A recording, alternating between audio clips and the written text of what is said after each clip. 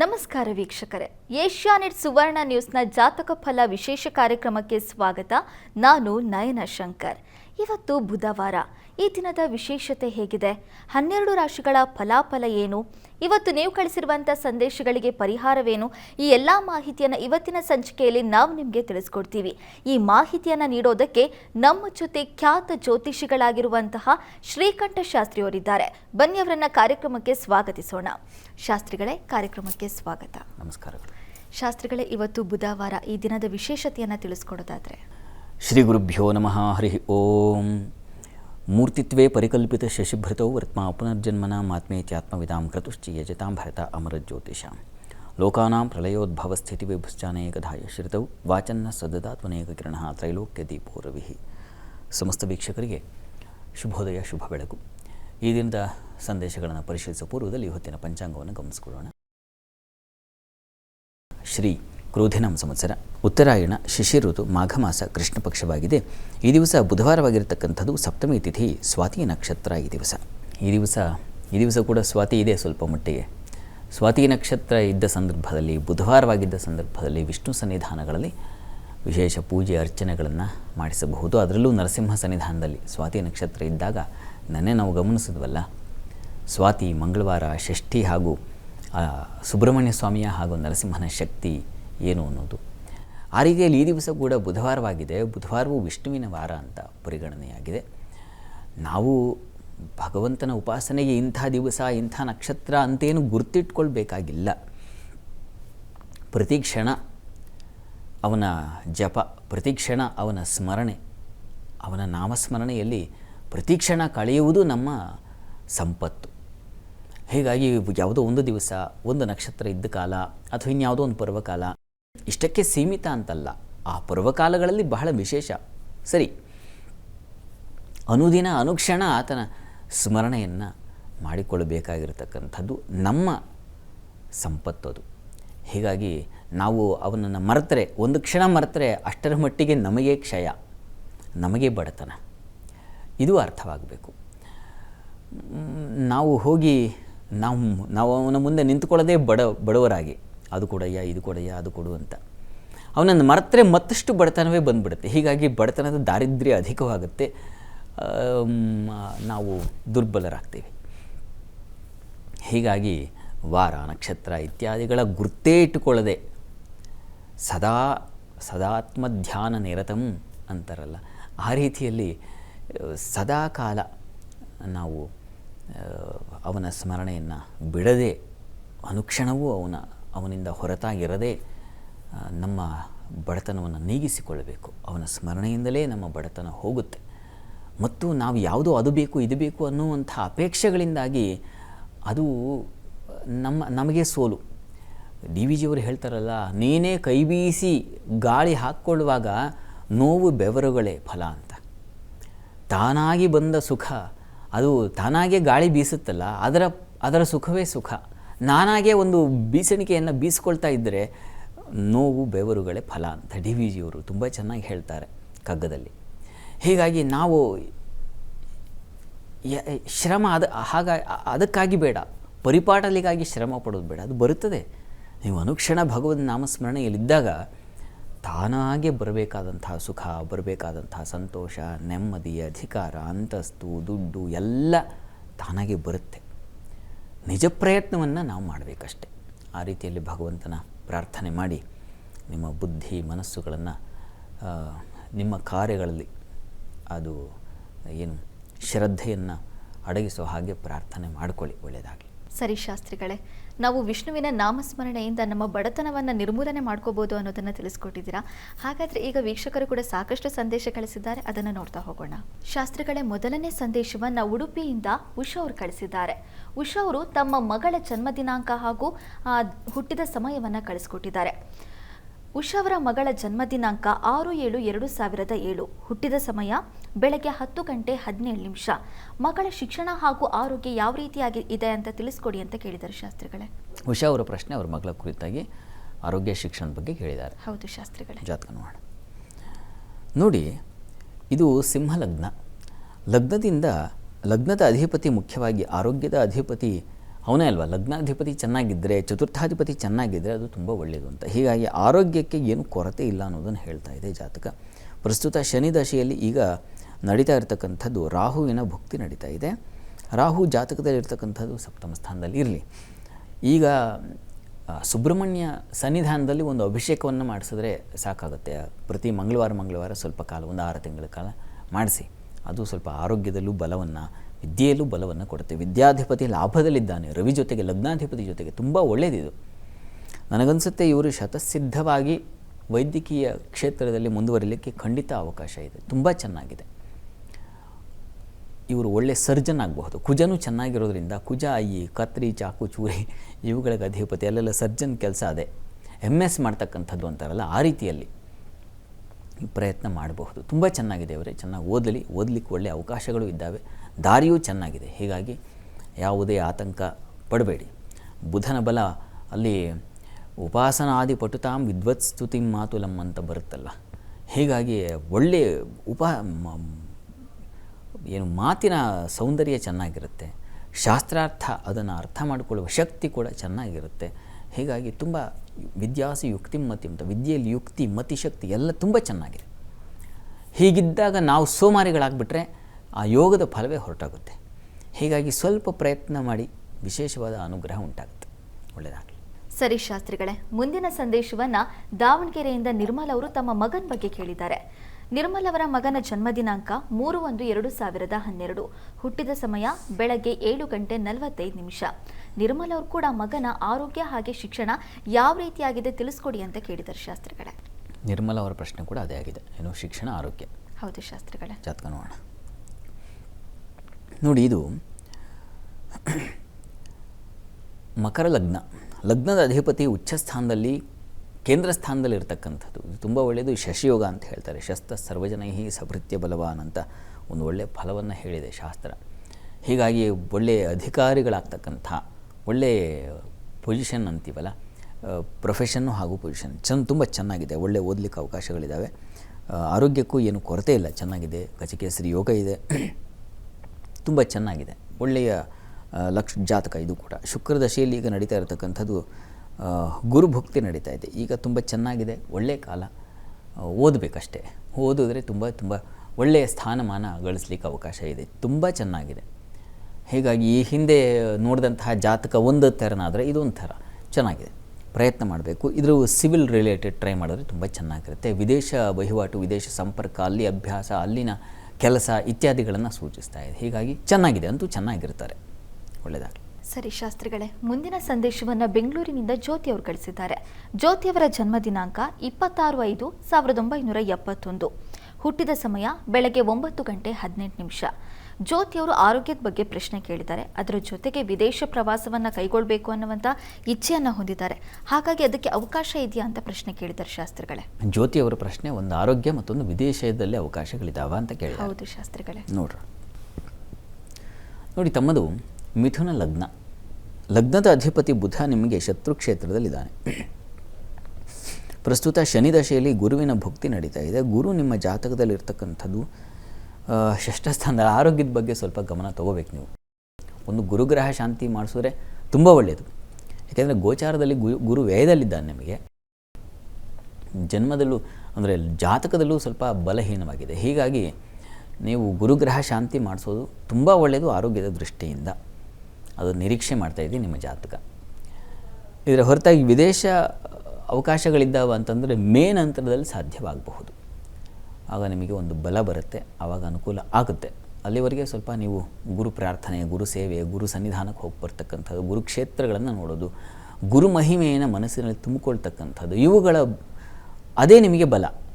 ನಾನು ಪ್ರಾರಂಭದಲ್ಲಿ ಹೇಳಿದ್ನಲ್ಲ, ಭಗವಂತನ ಸ್ಮರಣೆ ಬಿಟ್ಟರೆ ನಾವು ಬಡತನ ಬರುತ್ತೆ ಅಂತ. ಆ ರೀತಿಯಲ್ಲಿ ನೀವು ಗುರುಸ್ಮರಣೆ ಬಿಟ್ಟರೆ ನಿಮಗೆ ಆರೋಗ್ಯಹೀನತೆಯೋ ಮತ್ತೊಂದೋ ಈ ಥರ ಕಾಡಬಹುದು.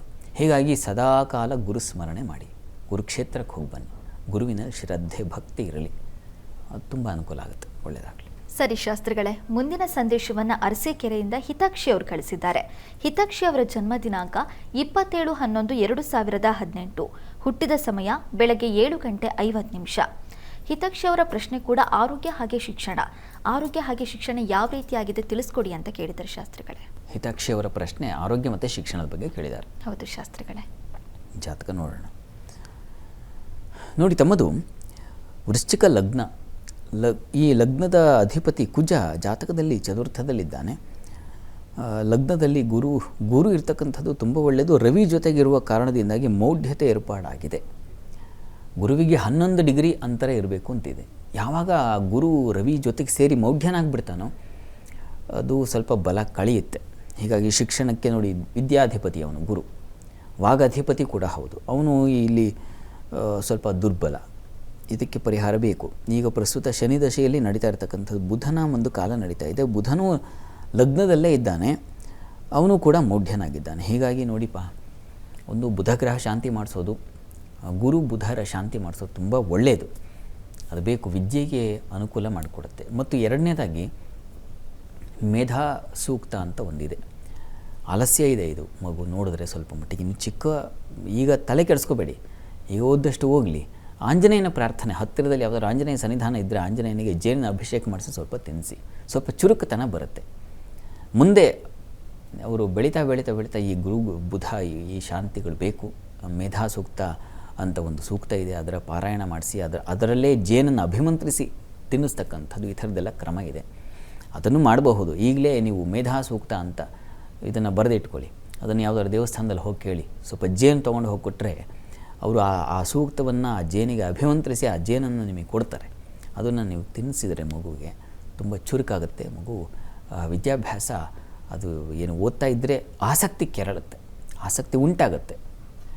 ಇದನ್ನು ಮಾಡಿ, ಒಳ್ಳೆಯದಾಗಲಿ. ಶಾಸ್ತ್ರಿಗಳೇ, ಮೊದಲ 6 ರಾಶಿಗಳ ಇವತ್ತಿನ ಫಲಾಫಲವನ್ನು ತಿಳಿಸೋದಾದರೆ? 12 ರಾಶಿಗಳ ಫಲಾಫಲ ತಿಳಿಯುವ ಮುನ್ನ ಈ ಹೊತ್ತಿನ ಗ್ರಹಸ್ಥಿತಿಯನ್ನು ಗಮನಿಸ್ಕೊಳ್ಳೋದಾದರೆ, ವೃಷಭ ರಾಶಿಯಲ್ಲಿ ಗುರುವಿನ ಜೊತೆಗೆ ದಿವಸ ಮಾಂದಿ ಉದಿಯಾಗಿದೆ. ಮಿಥುನ ರಾಶಿಯಲ್ಲಿ ಕುಜ ಇರತಕ್ಕಂಥದ್ದು ನೋಡ್ತಾ ಇದ್ದೀವಿ. ಕನ್ಯಾ ರಾಶಿಯಲ್ಲಿ ಕೇತು, ತುಲಾ ರಾಶಿಯಲ್ಲಿ ಸ್ವಾತಿ ನಕ್ಷತ್ರ ಅಂತ ಹೇಳಿದ್ನಲ್ಲ, ಹಾಗಾಗಿ ಚಂದ್ರ ಅಲ್ಲಿರ್ತಾನೆ ಈ ದಿವಸ. ಇನ್ನು ಕುಂಭರಾಶಿಯಲ್ಲಿ ಅಲ್ಲಿ ರವಿ, ಬುಧ ಹಾಗೂ ಶನೈಶ್ಚರ ಯುತಿಯನ್ನು ನೋಡ್ತಾ ಇದ್ದೀವಿ. ಶುಕ್ರ, ರಾಹು ಯಥಾ ಪ್ರಕಾರ ಮೀನರಾಶಿಯಲ್ಲಿದ್ದಾರೆ. ಹೀಗಿರುವಾಗ 12 ರಾಶಿಗಳ ಫಲಾಫಲ ತಿಳಿತಾ ಹೋಗೋಣ. ಮೊದಲಿಗೆ ಮೇಷರಾಶಿಯವರಿಗೆ ದಿವಸ ಸ್ವಲ್ಪ ಆಹಾರದಲ್ಲಿ ತೊಡಕುಗಳು, ತೊಂದರೆಗಳು ಉಂಟಾಗುತ್ತೆ. ಅಂದರೆ ನೀವು ಸೇವಿಸಿದ ಆಹಾರವೇ ನಿಮಗೆ ಫುಡ್ ಪಾಯ್ಸನ್ ಅಂತೀವಲ್ಲ, ಆ ರೀತಿಯಲ್ಲಿ ಸಿಹಿ ಪದಾರ್ಥದ ಸೇವನೆಯಿಂದ ತೊಂದರೆ ಆಗೋದು. ಶುಗರ್ ಇರ್ತಕ್ಕಂಥವ್ರು ಇತ್ಯಾದಿ ಸ್ವಲ್ಪ ಕಂಟ್ರೋಲ್ ಇರಬೇಕು. ಕಂಟ್ರೋಲ್ ತಪ್ಪಿಬಿಡ್ತೀರಾ ಈ ದಿವಸ, ಹಾಗಾಗುತ್ತೆ. ಅತಿಯಾದ ಒಂದು ರುಚಿ ಸೆಳೆತ ಇದೆಯಲ್ಲ, ಜಿಹ್ವಾ ಚಾಪಲ್ಯ ಇದೆಯಲ್ಲ, ಇದರಿಂದಾಗಿ ತೊಂದರೆ ಆಗೋ ಸಾಧ್ಯತೆ. ಸ್ವಲ್ಪ ಹುಷಾರು. ಇನ್ನು ಉಳಿದ ವ್ಯವಹಾರ, ಹಣಕಾಸಿನ ವಿಚಾರದಲ್ಲೂ ಸ್ವಲ್ಪ ಹುಷಾರಾಗಿರಬೇಕು. ಬ್ಯಾಂಕ್ಗಳಲ್ಲಿ ಕೆಲಸ ಮಾಡೋದು ಸ್ವಲ್ಪ ಎಚ್ಚರ ಇರಲಿ. ಬ್ಯಾಂಕ್ ಅಂತ ಅಷ್ಟೇ ಅಲ್ಲ, ಹಣದ ವಹಿವಾಟು ಈಗ ಏನಾಗಿದೆ, ಫೋನ್ನಲ್ಲೇ ಎಲ್ಲ ಡಿಜಿಟಲ್ ಆಗಿರೋದ್ರಿಂದಾಗಿ ಒಂದು ನಂಬರ್ ವ್ಯತ್ಯಾಸ ಆದರೂ ಏನೋ ವ್ಯತ್ಯಾಸ ಆಗಿಬಿಡುತ್ತೆ. ಹಾಗಾಗಿ ಟ್ರಾನ್ಸಾಕ್ಷನ್ ಮಾಡುವಾಗ ಸ್ವಲ್ಪ ಹುಷಾರಾಗಿರಿ. ಇನ್ನು ಈ ದಿವಸ ವೃತ್ತಿಯಲ್ಲಿ ತುಂಬ ಚೆನ್ನಾಗಿದೆ, ಅನುಕೂಲದ ವಾತಾವರಣ ಇದೆ. ಈ ದಿವಸ ಆತಂಕ ಬೇಡ. ಈ ದಿವಸ ಸಂಗಾತಿಯ ಸಹಕಾರ ತುಂಬ ಚೆನ್ನಾಗಿದೆ. ಈ ದಿವಸ ಸಪೋರ್ಟ್ ಸಿಗುತ್ತೆ, ಪರಸ್ಪರ ಸಹಕಾರಗಳು, ವ್ಯಾಪಾರದಲ್ಲಿ ಉತ್ತಮ ರೀತಿಯಲ್ಲಿರ್ತಕ್ಕಂಥದ್ದು. ಇನ್ನು ಮಾರುಕಟ್ಟೆಗಳಲ್ಲಿ ಕೆಲಸ ಮಾಡೋರಿಗೆ ತುಂಬ ಚಾಕಚಕ್ಯತೆ ಇರುತ್ತೆ, ಜೊತೆಗೆ ಹಣವು ಹಾಗೆ ಹರಿದು ಬರುತ್ತೆ, ಚೆನ್ನಾಗಿದೆ. ಪ್ರಾರ್ಥನೆಗೆ ದಿವಸ ಮಹಾಲಕ್ಷ್ಮಿ ಪ್ರಾರ್ಥನೆ ಮಾಡ್ಕೊಳ್ಳೋದು ತುಂಬ ಒಳ್ಳೆಯದು. ವೃಷಭ ರಾಶಿಯವರಿಗೆ ದಿವಸ ನೋಡಿ, ಆರೋಗ್ಯದಲ್ಲಿ ಸ್ವಲ್ಪ ತೊಂದರೆ ಉಂಟಾಗುತ್ತೆ. ತಲೆಯ ಭಾಗ, ಮೆದುಳಿನ ಭಾಗ, ಏನು ಆಲೋಚನಾ ಶಕ್ತಿ ಕಳ್ಕೊಳ್ತಕ್ಕಂಥದ್ದು, ಈ ಥರದ್ದು ಒಂದು ಲಕ್ಷಣ ಸೂಚಿಸ್ತಾ ಇದೆ. ಸ್ವಲ್ಪ ಅಂದರೆ ಏನು ಮಾಡಬೇಕು, ಆಲೋಚನೆ ಮಾಡುವಾಗ ಸ್ವಲ್ಪ 2-3 ಬಾರಿ ನಿರ್ಣಯ ತಗೊಳ್ಳೋದು ಸರಿನಾ ತಪ್ಪ ಹಿರಿಯರನ್ನು ಕೇಳೋದು ತುಂಬ ಒಳ್ಳೆಯದು. ಕೆಲಸದಲ್ಲಿ ತುಂಬ ಚೆನ್ನಾಗಿದೆ, ಅನುಕೂಲದ ಫಲವನ್ನು ಸೂಚಿಸ್ತಾ ಇದೆ. ಹೈಯರ್ ನಿಮ್ಮ ಮೇಲ್ಸ್ತರದಲ್ಲಿರ್ತಕ್ಕಂಥವ್ರು, ಅಧಿಕಾರಿ ವರ್ಗದಿಂದಾಗಿ ಸ್ವಲ್ಪ ಕಿರಿಕಿರಿ ಉಂಟಾಗುವ ಲಕ್ಷಣ ಇದೆ. ಸ್ವಲ್ಪ ನಾಜೂಕಾಗಿರಬೇಕು ನೀವು. ಅದರ ಹೊರತಾಗಿ ಈ ದಿವಸ ನಿಮಗೂ ಕೋಪ ತಾಪ ಇದೆ. ಈ ದಿವಸ ಸ್ವಲ್ಪ ಬಾಯಿ ಜೋರು, ಹೀಗಾಗಿ ಕೆಲಸ ಹಾಳು ಮಾಡ್ಕೊಳ್ಳೋ ಲಕ್ಷಣ ಇದೆ. ಹೀಗಾಗಿ ಸ್ವಲ್ಪ ಹುಷಾರಾಗಿರಿ. ಕಂಟ್ರೋಲ್, ಬಾಯಿಗೆ ಬೀಗ ಹಾಕುವುದು ಅಂತ ಕರೀತಾರೆ, ಅದು ತುಂಬ ಒಳ್ಳೆಯದು. ಈ ದಿವಸ ಮೌನವಾಗಿದ್ದಷ್ಟು ತುಂಬ ಒಳ್ಳೆಯದು ಈ ದಿವಸ. ಯಾಕಂದರೆ ಕುಜ ಹಾಗೆ ಪ್ರೇರೇಪಿಸ್ತಾನೆ, ಇದು ಕಾರಣ. ಹೀಗಾಗಿ ನರಸಿಂಹ ಪ್ರಾರ್ಥನೆ ಮಾಡ್ಕೊಳ್ಳಿ. ಇನ್ನು ಮಿಥುನ ರಾಶಿಯವರಿಗೆ ದಿವಸ ವ್ಯಯ ಅಧಿಕವಾಗಿದೆ, ಕಾಲಿಗೆ ತೊಂದರೆ ಆಗೋ ಸಾಧ್ಯತೆ ಇದೆ. ಸ್ವಲ್ಪ ಹುಷಾರಾಗಿ ಓಡಾಡಿ. ಅದರ ಹೊರತಾಗಿ ಬುದ್ಧಿಬಲ ತುಂಬ ಚೆನ್ನಾಗಿದೆ, ಕುಟುಂಬ ಸಹಕಾರ ತುಂಬ ಚೆನ್ನಾಗಿದೆ. ಸ್ತ್ರೀಯರಿಗೆ ವಿಶೇಷ ಬುದ್ಧಿಶಕ್ತಿ, ನೀವು ಆಲೋಚನೆ ಮಾಡಿದ ಹಾಗೆ ಕೆಲಸಗಳೆಲ್ಲ ನಡೆಯುತ್ತೆ, ಅಥವಾ ನೀವು ಕೊಟ್ಟ ಸಲಹೆ ಮೇರೆ ನಡೆಯುತ್ತೆ. ಅದೊಂದು ಸಮಾಧಾನವೂ ಇದೆ. ನಾನು ಸಲಹೆ ಕೊಟ್ಟೆ, ಒಳ್ಳೆಯ ಸಲಹೆ ಕೊಟ್ಟೆ, ಆ ರೀತಿಯಲ್ಲಿ ನಿಮಗೂ ಚೆನ್ನಾಗಿದೆ. ಮಕ್ಕಳ ವಿಚಾರದಲ್ಲಿ ತುಂಬ ಅನುಕೂಲಕರವಾಗಿದೆ. ತಂದೆ ಮಕ್ಕಳು, ತಾಯಿ ಮಕ್ಕಳು, ಈ ಥರ ಮನೆಯಲ್ಲಿ ಈ ಕಿರಿಕಿರಿ ಇಲ್ಲ, ಆ ರೀತಿಯ ಒಂದು ಕಿರಿಕಿರಿಯಿಂದ ಬಚಾವಾಗಿದ್ದೀರಾ ಈ ದಿವಸ.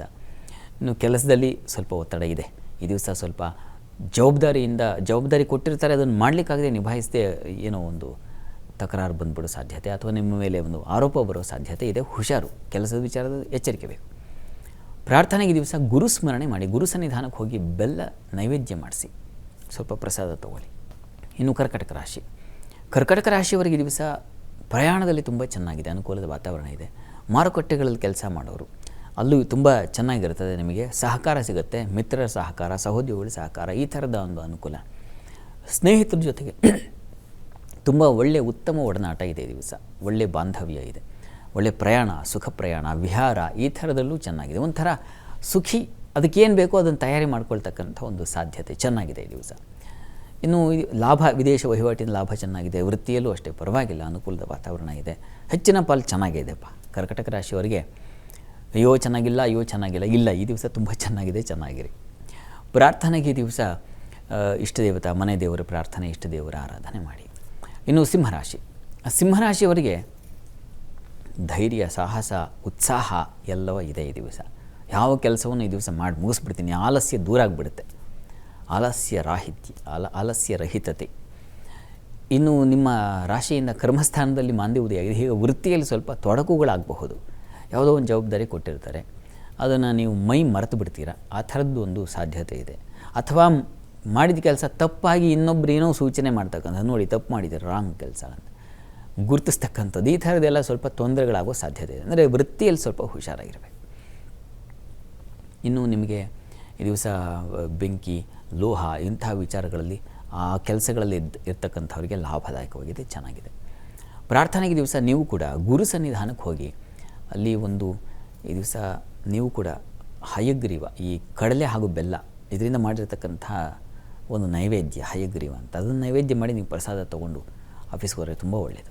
ಇನ್ನು ಕನ್ಯಾ ರಾಶಿಯವರಿಗೆ ಈ ದಿವಸ ನಿಮಗೆ ಮಾತಿನ ಬಲ ತುಂಬ ಚೆನ್ನಾಗಿದೆ. ಅದರಲ್ಲೂ ಹೆಣ್ಣು ಮಕ್ಕಳಿಗೆ ನೀವು ಮಾತಾಡಿದ್ರೆ ನೋಡಿ 4 ಜನ ಆಕರ್ಷಣೆಯಿಂದ ನೋಡ್ತಾರೆ, ಆ ರೀತಿಯಲ್ಲಿ ಇರ್ತದೆ. ಯಾಕೆಂದರೆ ಅಲ್ಲಿ ಚಂದ್ರನ ಬಲ ಚೆನ್ನಾಗಿರೋದ್ರಿಂದಾಗಿ ಅವನು ಪ್ರಾಜ್ಞಶ್ಚ ಶಶಿ, ಮೃದುವಾಗಿ ಮಾತಾಡುವಾಗ ನಯವಾಗಿ ಮಾತಾಡೋದು ಕಲೆ ಇದೆಯಲ್ಲ, ಅದು ಎಲ್ರಿಗೆ ಆಗಲ್ಲ. ಇವತ್ತು ನಿಮಗೆ ಆ ಫಲ ಇದೆ. ಇನ್ನು ಹಾಲು ಹೈನುಗಾರರಿಗೆ ತುಂಬ ಚೆನ್ನಾಗಿದೆ, ಕೃಷಿಕರಿಗೆ ತುಂಬ ಚೆನ್ನಾಗಿದೆ, ಸ್ತ್ರೀಯರಿಗಂತೂ ಕುಟುಂಬದಲ್ಲಿ ಅವರದೇ ಹಿಡಿತ, ದರ್ಬಾರ್ ಅಂತೀವಲ್ಲ, ಆ ರೀತಿಯಲ್ಲಿ ಚೆನ್ನಾಗಿದೆ. ಇನ್ನು ಈ ದಿವಸ ತಂದೆ ಮಕ್ಕಳಲ್ಲಿ ನೋಡಿ ಮನಸ್ತಾಪ, ಭಿನ್ನಾಭಿಪ್ರಾಯಗಳಿದ್ದಾವೆ ಈ ದಿವಸ. ಇದರ ನಿವಾರಣೆಗೆ ಈಶ್ವರನ ಪ್ರಾರ್ಥನೆ ಬೇಕು. ಇನ್ನು ತುಲಾರಾಶಿಯವರಿಗೆ ವೃತ್ತಿಯಲ್ಲಿ ತುಂಬ ಚೆನ್ನಾಗಿದೆ, ಅನುಕೂಲದ ಫಲವನ್ನು ಸೂಚಿಸ್ತಾ ಇದೆ. ಹೆಣ್ಣುಮಕ್ಕಳಿಗೆ ಈ ದಿವಸ ತುಂಬ ಸೆಕ್ಯೂರ್ ಅಂತೀವಲ್ಲ, ಆ ರೀತಿಯಲ್ಲಿ ಪ್ರೊಟೆಕ್ಷನ್ ಅಂತೀವಲ್ಲ, ಆ ರೀತಿಯಲ್ಲಿ ಕೆಲಸಗಳು, ನಿಮ್ಮ ಕೆಲಸವನ್ನು ಇನ್ನೊಬ್ಬರು ಸಹಕಾರ ವಹಿಸಿ ಮಾಡಿ, ಕೆಲಸದಲ್ಲಿ ಯಾವುದೇ ತೊಂದರೆ ಇಲ್ಲ ಅಂತ ಹೇಳಿ ಸಮಾಧಾನ, ಈ ಥರದ್ದು ಒಂದು ಸಹೋದ್ಯೋಗಿಗಳ ಸಹಕಾರ, ಈ ಥರದ್ದೆಲ್ಲ ತುಂಬ ಚೆನ್ನಾಗಿದೆ. ವ್ಯಾಪಾರದಲ್ಲಿ ಅನುಕೂಲಕರವಾಗಿದೆ, ವೃತ್ತಿಯಲ್ಲಿ ತುಂಬ ಚೆನ್ನಾಗಿದೆ, ಬಂಧುಗಳ ಸಹಕಾರ ಚೆನ್ನಾಗಿದೆ, ಮಕ್ಕಳ ವಿಚಾರದಲ್ಲೂ ಚೆನ್ನಾಗಿದೆ. ಈ ದಿವಸ ನಷ್ಟತೆ ಇದೆ, ವಸ್ತು ಕಳ್ಕೊಳ್ಳೋ ಸಾಧ್ಯತೆ ಇದೆ, ಹುಷಾರು. ಕಾರ್ತವೀರ್ಯಾರ್ಜುನ ಸ್ಮರಣೆ ಮಾಡಿ. ಇನ್ನು ವೃಶ್ಚಿಕ ರಾಶಿಯವರಿಗೆ ದಿವಸ ವೃತ್ತಿಯಲ್ಲಿ ತುಂಬ ಅನುಕೂಲದ ಫಲ ಇದೆ. ಸ್ತ್ರೀಯರಿಗೆ ಸ್ವಲ್ಪ ವ್ಯಯ ಹೆಚ್ಚಾಗಿದೆ ಈ ದಿವಸ, ಅಲೆದಾಟ ಸ್ವಲ್ಪ ಇದೆ. ಯಾವುದೋ ದೇವಸ್ಥಾನಕ್ಕೆ ಹೋಗೋದು ಅಥವಾ ಇನ್ಯಾವುದೋ ಒಂದು ಒಳ್ಳೆಯ ಕಾರ್ಯಗಳಿಗಾಗಿಯೇ ಅಲೆದಾಟ ಜಾಸ್ತಿ. ಎಷ್ಟು ಅಲದನಪ್ಪ ಅಂತ ಯಾವುದೋ ಒಂದು ಸಂಗಮ ಸ್ನಾನ ಈ ಥರದ್ದು ಏನೋ ಹೋಗಿ ಸ್ವಲ್ಪ ಅಲೆದಾಟ ಜಾಸ್ತಿ. ಇನ್ನು ನಿಮ್ಮ ರಾಶಿಯಿಂದ ಸಪ್ತಮದಲ್ಲಿ ಮಾಂದ್ಯ ಉದಯ ಇದೆ, ಹೀಗಾಗಿ ಸಂಗಾತಿಯಲ್ಲೂ ಕೂಡ ಸ್ವಲ್ಪ ಮನಸ್ತಾಪಗಳು, ಭಿನ್ನಾಭಿಪ್ರಾಯ ಬರತಕ್ಕಂಥದ್ದು, ಏನು ನಿಮ್ಮ ಆಲೋಚನೆಗೂ ಅವರ ಆಲೋಚನೆಗೂ ವಿರುದ್ಧ ದಿಕ್ಕು ಇರತಕ್ಕಂಥದ್ದು, ಈ ಥರದ್ದೆಲ್ಲ ಸೂಚಿಸ್ತಾ ಇದೆ, ಹುಷಾರು. ಇನ್ನು ಈ ದಿವಸ ಸ್ನೇಹಿತರ ಸಹಕಾರ ಚೆನ್ನಾಗಿದೆ, ಬಂಧುಗಳ ಜೊತೆಗೆ ಒಡನಾಟ ಚೆನ್ನಾಗಿರುತ್ತದೆ, ಯಾವುದೇ ಕಿರಿಕಿರಿ ಗಲಾಟೆ ಇಲ್ಲ, ಆ ಥರ ಓಕೆ. ಈ ದಿವಸ ಲಕ್ಷ್ಮೀನಾರಾಯಣರ ಪ್ರಾರ್ಥನೆ ಮಾಡಿ. ಇನ್ನು ಧನುರಾಶಿಯವರಿಗೆ ಲಾಭದಾಯಕವಾಗಿದೆ ಈ ದಿವಸ, ವಿಶೇಷ ಲಾಭ ಗಳಿಸ್ತೀರ. ಸ್ತ್ರೀಯರಿಗೆ ಲಾಭ ಇದೆ, ಸ್ತ್ರೀಯರಿಂದ ಉತ್ತಮ ಸಲಹೆ ಸಿಗುತ್ತೆ ಈ ದಿವಸ. ಮತ್ತು ಈ ದಿವಸ ಈ ಹಾಲು ಹೈನುಗಾರರಿಗೆ ತುಂಬ ಚೆನ್ನಾಗಿದೆ, ಕೃಷಿಕರಿಗೆ ತುಂಬ ಚೆನ್ನಾಗಿದೆ ಈ ದಿವಸ. ಸಹೋದರ ಸಹಕಾರ ತುಂಬ ಚೆನ್ನಾಗಿದೆ ಈ ದಿವಸ. ನಿಮ್ಮ ರಾಶಿಯಿಂದ ಮಾಂದಿ ಅದು ಷಷ್ಠದಲ್ಲಿ ಉದಯ ಆದರೆ ಅದು ದೇಹಕ್ಕೆ ತರಚುತ್ತೆ. ಜನ್ಮಾಧಿಪತಿ ಅಂದರೆ ನಿಮ್ಮ ರಾಶ್ಯಾಧಿಪತಿ ಜೊತೆಗೆ ಬೆರೆತಿದ್ದಾನೆ ಅವನು, ಹೀಗಾಗಿ ಏನಪ್ಪ ತೊಡಕುಗಳು, ದೇಹಕ್ಕೆ ಗಾಯ ಆಗೋದು, ತಲೆ ಭಾಗದಲ್ಲಿ ತೊಂದರೆ ಆಗೋದು, ಹೊಟ್ಟೆ ಭಾಗದಲ್ಲಿ, ಕಿಬ್ಬೊಟ್ಟೆ ಭಾಗದಲ್ಲಿ ನೋವು, ಈ ಥರದ್ದಿದೆ. ಹೀಗಾಗಿ ಈ ದಿವಸ ತಪ್ಪದೆ ಶಿವಕವಚ ಕೇಳಿಸ್ಕೊಳ್ಳಿ. ಇನ್ನು ಮಕರ ರಾಶಿಯವರಿಗೆ ಈ ದಿವಸ ವೃತ್ತಿಯಲ್ಲಿ ತುಂಬ ಚೆನ್ನಾಗಿದೆ, ಅನುಕೂಲದ ಫಲ ಇದೆ, ಹೊಸ ಅವಕಾಶಗಳಿಗೆ ದಾರಿಯಾಗುತ್ತೆ. ಇರ್ತಕ್ಕಂತಹ ನಿಮ್ಮ ವೃತ್ತಿಯ ಸ್ಥಳದಲ್ಲಿ ಒಂದು ವಿಶೇಷ ಫಲವೂ ಚೆನ್ನಾಗಿದೆ.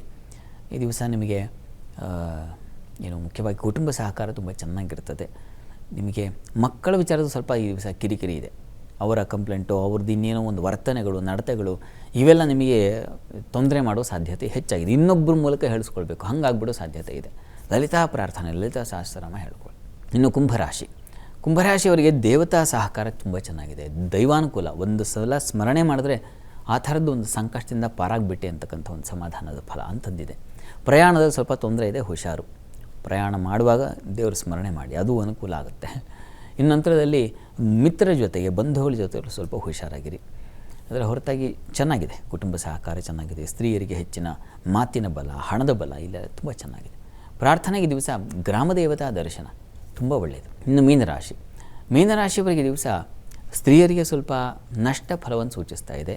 ಸಂದಿಗ್ಧಕ್ಕೆ ಸಿಕ್ಕಾಕೊಂಡ್ಬಿಡ್ತಾರೆ. ಯಾವುದೋ ಒಂದು ಪಾಪ ನೀವು ಕೆಲಸ ಮಾಡಲಿಕ್ಕೆ ಆಗಲ್ಲ, ಬಿಡಲಿಕ್ಕೂ ಆಗಲ್ಲ, ಒಪ್ಕೊಳ್ಳೋಕ್ಕಾಗಲ್ಲ, ಬಿಸಿ ತುಪ್ಪ ಅಂತೀವಲ್ಲ, ನುಂಗೋಕ್ಕಾಗಲ್ಲ, ಬಿಡೋಕ್ಕಾಗಲ್ಲ, ಆ ಥರದ್ದು ಒಂದು ಸಂದರ್ಭ ಎದುರಾಗುತ್ತೆ. ಇನ್ನು ಈ ದಿವಸ ಸ್ವಲ್ಪ ಗಂಟಲ ಬಾಧೆ ಸೂಚಿಸ್ತಾ ಇದೆ. ಸ್ವಲ್ಪ ಸೇವಕರು, ಸಹಾಯಕರಿಂದ ತೊಂದರೆ ಉಂಟಾಗ್ತಕ್ಕಂಥ ಲಕ್ಷಣ ಸೂಚಿಸ್ತಾ ಇದೆ. ಅವ್ರು ಏನು ಕೆಲಸ ಮಾಡಲ್ಲ, ನಿಮ್ಮ ತಲೆಗೆ ಬಿಡುತ್ತೆ. ಕೆಲಸದ ಹರಿಬರಿ ಬೇರೆ, ಹೊರಡಬೇಕಾಗಿರುತ್ತೆ, ಕೆಲಸ ಮುಗ್ದಿರಲ್ಲ, ಈ ಥರದ್ದು ಒಂದು ಸಂದರ್ಭ ಇದೆ. ಇದರ ನಿವಾರಣೆಗೆ ಈ ದಿವಸ ನೀವು ಕೂಡ ಗುರುಸ್ಮರಣೆ ಮಾಡಿ, ಗುರು ಸನ್ನಿಧಾನಕ್ಕೆ ಹೋಗಿ ಬನ್ನಿ, ಸುಲಭ ಆಗುತ್ತೆ. ಈ ದಿವಸ 12 ರಾಶಿಗಳವರು, ರಾಶಿ ಗೊತ್ತಿಲ್ಲ ಅಂತಕ್ಕಂಥವ್ರು ಹೇಳಬಹುದಾದ ಮಂತ್ರ ಓಂ ರಾಮಾಯ ನಮಃ ಈ ಮಂತ್ರ ಹೇಳ್ಕೊಳ್ಳಿ, ಅನುಕೂಲ ಆಗುತ್ತೆ. ಶಾಸ್ತ್ರಿಗಳ ಇವತ್ತಿನ ದಿನದ ವಿಶೇಷತೆ, 12 ರಾಶಿಗಳ ಫಲಾಫಲ, ಇನ್ನು ವೀಕ್ಷಕರ ಸಂದೇಶಗಳಿಗೆ ಪರಿಹಾರವನ್ನು ಕೂಡ ನೀಡಿದ್ದೀರಾ. ಧನ್ಯವಾದಗಳು ಶಾಸ್ತ್ರಿಗಳೇ. ಸರ್ವೇ ಜನಾಃ ಸುಖಿನೋ ಭವಂತು, ಸಮಸ್ತ ಸನ್ಮಂಗಳಾನಿ ಭವಂತು. ಎಲ್ಲರಿಗೂ ಶುಭವಾಗಲಿ. ವೀಕ್ಷಕರೇ, ಇದಾಗಿತ್ತು ಇವತ್ತಿನ ಜಾತಕ ಫಲ ವಿಶೇಷ ಕಾರ್ಯಕ್ರಮ. ನೇರ, ದಿಟ್ಟ, ನಿರಂತರ ಸುದ್ದಿಗಾಗಿ ನೋಡ್ತಾ ಇರಿ ಏಷ್ಯಾನೆಟ್ ಸುವರ್ಣ ನ್ಯೂಸ್.